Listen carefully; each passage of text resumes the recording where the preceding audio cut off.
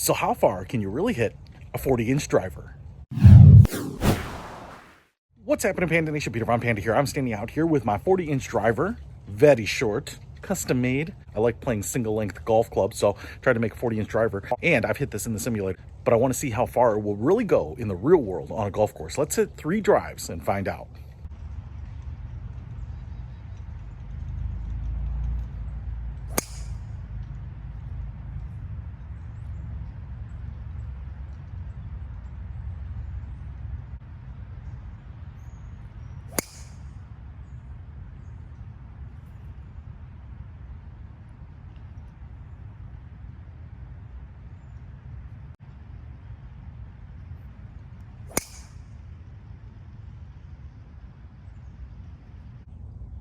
Okay, so the first shot is 218 yards. Let's check the other ones. Second shot landed right there. It actually hit this tree. Heard it take some lumber, and we are at 216 yards a carry. Let's find the third one. And the third one, just to the right side of the fairway, 223 total.